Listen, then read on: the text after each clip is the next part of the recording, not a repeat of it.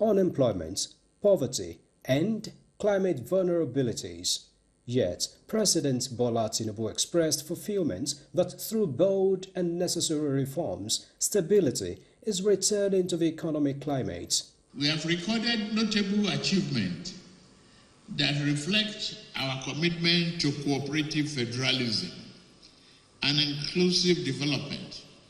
This, first, state and local government now receive increased and more predictable federal allocations, improving their capacity to pay salaries, invest in infrastructure, and deliver social services. The monetary policy that we've embarked on since the reforms has yielded positive results and is being recognized around the world. Now, the Renewed Hope administration is progressing into the second phase of its National Development Plan 2026 to 2030. But then, terrorism and other forms of insecurity remain a turbulent hindrance on the path to economic progress. Again, President Tinubu assures of victory in the end. And I'm living here again to further find means to strengthen our security forces, to defeat terrorism and combat it. That I promise you is what has kept all of us sleepless at night. But I assure you that we will win with determination and resilience. Here, the President sets agenda for the stakeholders. I'm confident that the resolution of this conference will include dairy farming, livestock investment, ranches, and diversification of our agricultural produce. I promise you here, I play my part. We thank you so sincerely, Mr. President, sir. And so the President hands over to his second-in-command, whom he described as a dependable partner, Kashim Shettima, to continue to chair the two-day conversation with expectation for a far-reaching outcome in the end. Now let's join my colleague Abdurrahman Jibrila for the issues of the conference. Abdurrahman. Thank you, Musbau. The chairman of the National Economic Council and Vice President Kashim Shettima says Nigeria is opening more doors for economic development aimed at encouraging economic growth with focus on addressing macroeconomic priorities. Nigeria's future will not be decided in Abuja alone. It will be shaped in our states, in our local communities, and through the choices we make in forums such as this. This is why today calls for a renewed commitment to collaboration, pragmatism, and shared responsibility. As deliberations unfold over the next 2 days, I urge each of us to be bold in thought, courageous in questioning the status quo, and resolute in crafting an implementable roadmap that speaks not just to growth, but to growth that is inclusive, sustainable, and transformative. Governors of the 36 states and key stakeholders, guided by the theme of the conference, delivering inclusive growth and sustainable development, the Renewed Hope National Development Plan, said the policy direction for the states aligns with the government at the center's long-term economic agenda. We look forward to frank conversations, practical solutions, and outcomes that strengthen all governments' capacity to deliver inclusive, resilient, and trusted growth for the Nigerian people, and so we can achieve the targeted $1 trillion economy. The government recognized that by mobilizing all parts of Nigeria, all local government, states, and the federal government, we can generate faster, rapid, inclusive growth, because each unit in Nigeria is uniquely placed. So by understanding those places, and holding each other, we can mobilize the private sector, we can mobilize development partners, we can mobilize a total of society approach so that each part of Nigeria can do and function better. Topics to be discussed include building a $1 trillion economy, imperatives of the Renewed Hope National Development Plan 2026 to 2030, and subnational competitiveness and growth through fiscal and tax sustainability and implementation, readiness of the 4 tax reform acts, among other economic issues. From the State House, Brahman Jubrila, NTA News. And Guinea-Bissau's main opposition leader, Domingos Pereira, has been summoned to appear before a military court, accused of links to multiple coup plots, according to judicial and military sources. Francis Udojo has details. Pereira, head of the PAIGIC party that led Guinea-Bissau to independence in 1974, was arrested during the November coup that toppled President Umaru Sissoco Embalo, just days after presidential elections. Although released last month, he remains under house arrest over separate financial crime investigations. Now, the military says he is suspected of involvement in at least 2 attempted coups in late 2023 and October 2025. Guinea-Bissau has suffered 5 coups since independence, with chronic poverty, corruption, and drug trafficking fueling ongoing instability. Meanwhile, police in Senegal say they have broken up a pedophile gang operating between France and the West African country. Investigators carried out a major operation dismantling a transitional organized criminal group, the force said in a statement. 14 people appeared in court on Friday, charged with organized pedophilia, pimping, rape of minors under 15, sodomy, and international transmission of HIV/AIDS. The statement said all the defendants are Senegalese. 4 of them are accused of having acted on the instructions of a Frenchman arrested in northern France last year. Francis Udojo, NT News. In other news now, Portugal's centre-left candidate Antonio José Seguero addresses jubilant supporters after scoring a convincing win in the country's presidential election, fending off far-right rival André Ventura with a runoff vote held after days of devastating storms. Francis Dojo reports that the result was quickly welcomed by European Union chief Ursula von der Leyen and French President Emmanuel Macron.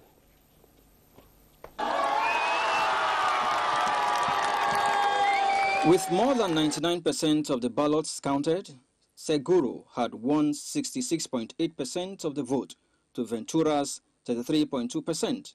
That means the 63-year-old socialist candidate will, as expected, succeed the conservative Marcelo Rebelo de Sousa as president. The election campaign had been delayed by 2 weeks of storms and fierce gales that killed at least 7 people and caused an estimated €4 billion damage. The storm disruption forced around 20 of the worst-hit constituencies to postpone the vote by a week, but it went ahead for nearly all the 11 million eligible voters in Portugal and abroad. The winners are the Portuguese people and democracy, the president-elect said, pledging to be a leader for all Portuguese. Ventura conceded defeat, while noting that his party had achieved the best result in its history.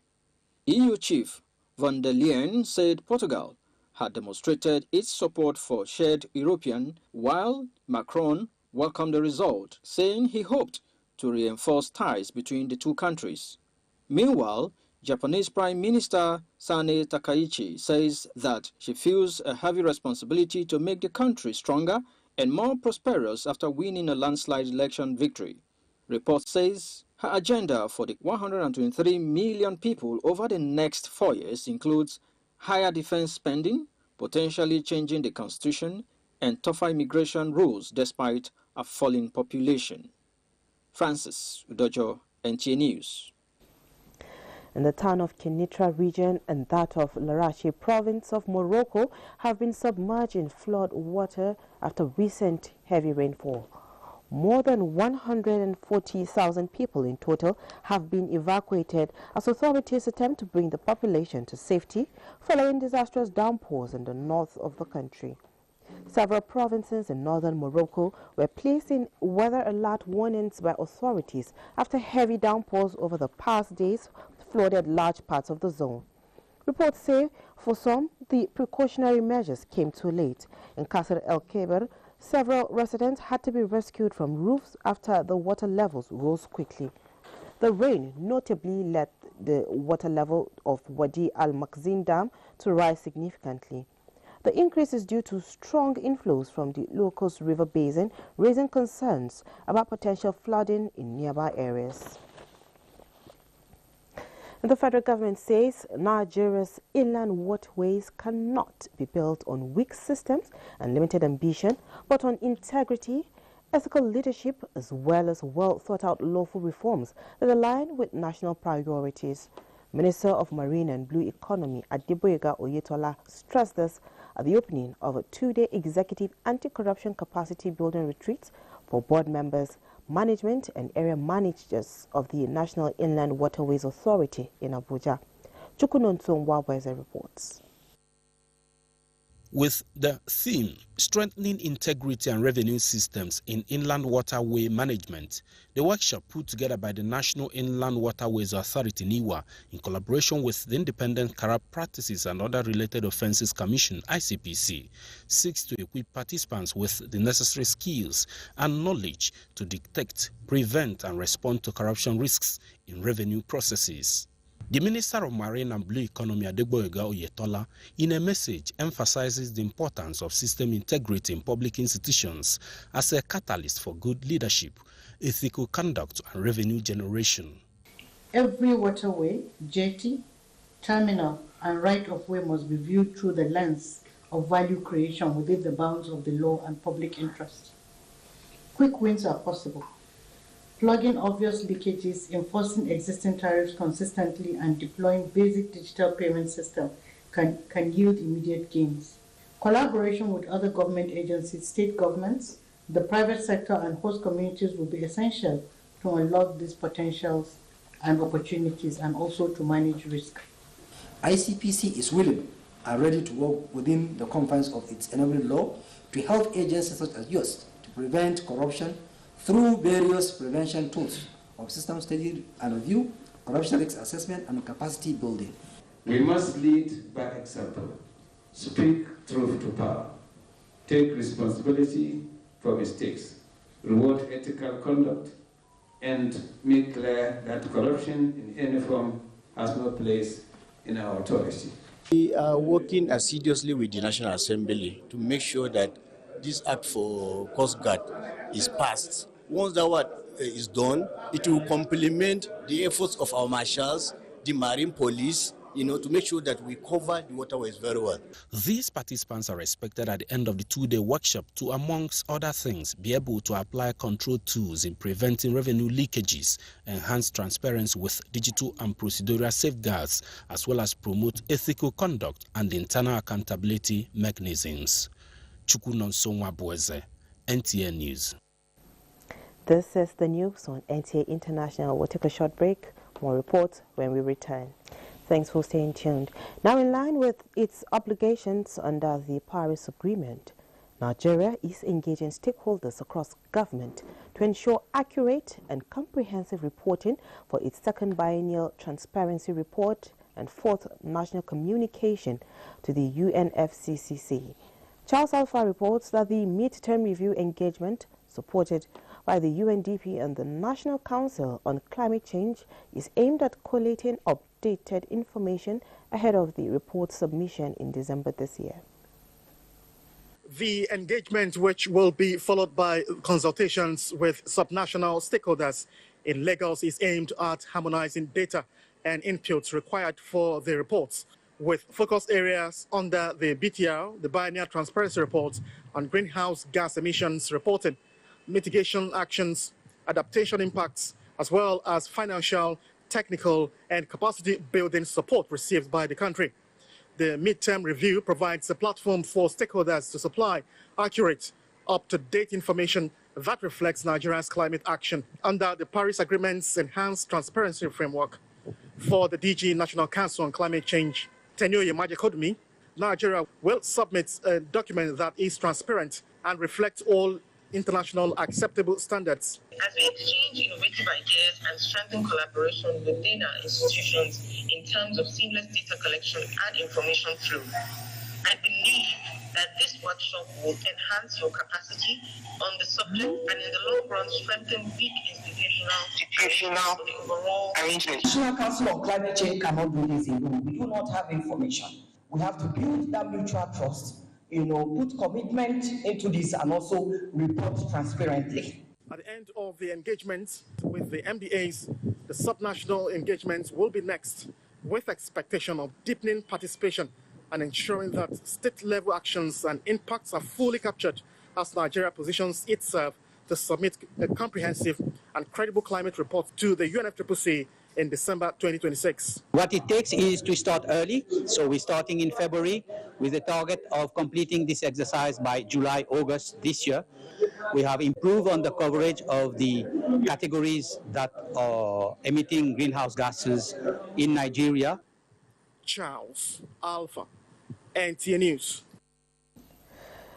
Talking judiciary matters now, the Court of Appeal Abuja Division has held that the Senate acted within its powers when it suspended the lawmaker representing Kogi Central, Senator Natasha Akpoti-Uduaghan, for misconduct. In a unanimous decision by the three-man panel of justices, the Intermediate Court pointed out that it was satisfied that neither the appellant's parliamentary privilege nor her constitutional rights were breached as a result of her suspension from the Senate. The appellate court, however, vacated the contempt proceeding and 5 million naira fine that were awarded against Senator Akpoti-Uduaghan over the satirical apology she made to the Senate President Godswill Akpabio. In its lead verdict, delivered by Justice Abba Mohammed, held that the Senate President was not wrong to have denied the appellant, who was not on the official seat that was allotted to her during plenary on February 20, 2025, the opportunity to speak. It held that the Senate President is empowered by the rules to allocate seats to members, adding that lawmakers are only allowed to speak from seats allocated to them. Meanwhile, the constitutional empowerment of states to enact their own electricity laws and establish local regulatory authorities has introduced jurisdictional overlaps and regulatory conflicts to the sector. This is the convergence of opinion at the ongoing seminar on legal issues in the regulation of the electricity sector for judges in Abuja. Daily Atumbi of our judiciary desk reports. Under the Nigerian law, the subnational plays a key role in the electricity sector. The emergence of subnational regulation has further added layers of complexity to the legal landscape. In view of this development, this seminar at the instance of the National Judicial Institute intends to deepen judicial understanding of the legal frameworks governing electricity regulation, administrative compliance, and dispute resolution. The lower courts are the front line of justice delivery in our country. For many Nigerians, these courts are their first and most immediate encounter with the judiciary. Decisions made here do not only resolve disputes, they shape public confidence in the judicial system, influence perceptions of fairness, and determine the credibility of justice in the eyes of its citizens. This engagement is convened at a critical junction in the evolution of Nigeria's electricity sector, a period marked by far-reaching regulatory reforms, rapid technological innovation, and an increasing demand for judicial clarity and coherence in interpretation and application of electricity laws. Participants are of the view that the Nigerian electricity sector is undergoing profound transformation. This transformation is being driven by legislative reforms, policy innovations, increased private sector participation, and the progressive decentralization of regulatory authority to state-level institutions. Training is at the core of being a good judicial office holder. It is something which is lifelong and central to good judicial practice. To strengthen judicial capacity in maintaining effective control of proceedings, while upholding the constitutional requirements of fair hearing. At the end of this engagement, judicial officers expectedly will be able to resolve disputes arising from the electricity sector in a manner that promotes legal certainty, economic efficiency, and public confidence in the justice system. In Abuja, Dele Atumbi, NTA News. Now, the Nigerian Guild of Editors has expressed deep concern over the controversy surrounding the Senate's position on the transmission of election results ahead of the 2027 general elections. A statement by President, Nigerian Guild of Editors, Eze Anamba, says the development is already creating room for doubt and mistrust in the electoral process among Nigerians. Globally, mandatory electronic transmission of election results has become a standard for improving electoral credibility and efficiency. Nigeria should not be an exception. As the Senate reconvenes February 10, 2026 to harmonize its position with that of the House of Representatives, the National Assembly has an opportunity to uphold the highest standards of electoral integrity by approving mandatory and immediate transmission of election results from polling units to the INEC Central Server and Collation Centers. Such a decision will lay a solid foundation for free and fair elections and help deepen democracy. The Director General of the National Pension Commission, Omolola Owolo-Raran, has expressed concern over the informal majority workers who do not save for their old age. She was speaking at an event to open the pension space in Abuja. Austin Anyebe reports. Hey, when the sun shines. This is the appeal by the Director General PenCon while speaking to an audience in Abuja on the need to come up with pension agents to sensitize people in the informal sector to bring them to the pension savings net. Contributing pensions also builds up a large savings capital that can power the national development of this country. So it's very important that we build up that pension savings so that Nigerians can retire with peace of mind. She said while the pension policy under the Renew Hope government of President Bola Tinubu is getting better for workers in the formal sector, traders, mechanics, carpenters, fashion designers, among others, need to be brought into the pension savings net. This young man, Tunji Andrews, head of our bar pension agents, is prepared to take up the challenge. What we are starting here today is just a, welcome party to say that, Nigerians should look out for personal pensions across the country. Wherever you are, get ready to be onboarded, get ready to experience the beauty of our bar and the might of the National Pension Commission. Basically, that is. The appeal to Nigerians in the informal sector to take advantage of accredited pension agents to save for their old age. In Abuja, Austin Anyebe, NTA News. Time now for the weather outlook for Tuesday.